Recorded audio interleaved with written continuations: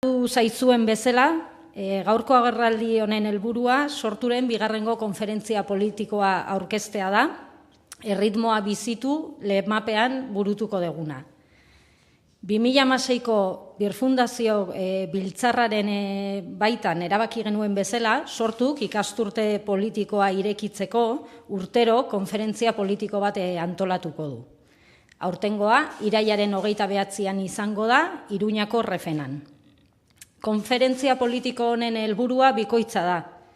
Alde batetik, ikasturte politikoari hasiera emateko, irakurketa eta erronkak partekatzeko unea izango dugu batzar formatu batean. Eta bestetik, horrelako hitzordu bat gure kidegoaren topaketa eta gure komunidadea trinkotzeko baliatuko dugu ere. Eduki zehatzari dagokionez, bi ataletan banatzen dugu batzarra bera.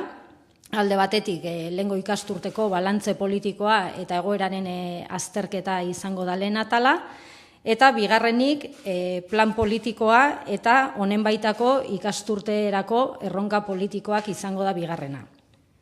Ondorioz, garrantzi handiko hitzordua dugu, bai sorturentzat eta bai sortzaileentzat ere, erritmoa bizitu leloak dioen bezala, gure ekarpen militantea Euskal Herriko burujabetza prozesuaren akuilu izatea nahi degulako. Eta honentarako ditugun erronkak finkatuko ditugulako bertan. Gure ekarpen militantea diogu ehunka militanteen ekarpena eskuz esku borroka sozialetan ari direnekin aritzeko. Eskuz esku emakumeen eskubideen alde. Eskuz esku erabakitze eskubidearen alde. Eskuz esku preso eta ieslari politikoen etxeratzeko indarrak batzearen alde.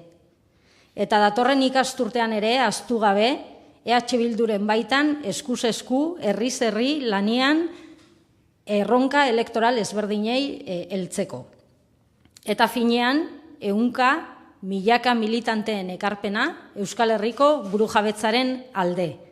Etorkizun hobeago baten alde. Hemendik beraz, dei egin nahi diegu gure sortzaileei, gure komunitateari, konferentzia politikoan parte har dezaten eta horretarako izen ematea irekia da irailaren 26a bitarte.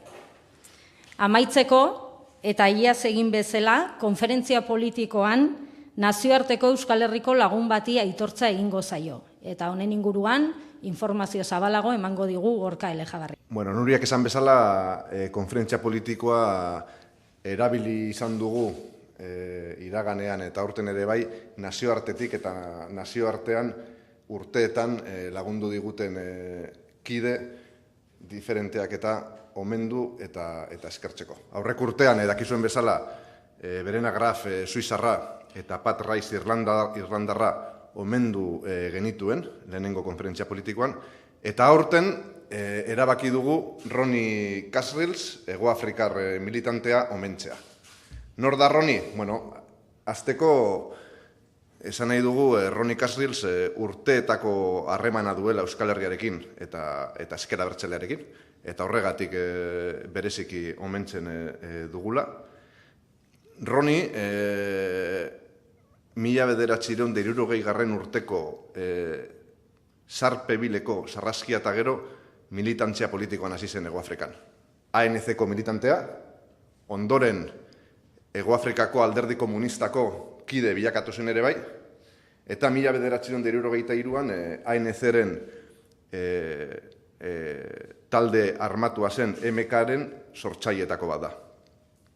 Ronik ardura diferente asko bete izan ditu Hegoafrikako nazio askapen mugimenduaren baitan. Apartheidren garaian eta ondoren ere bai.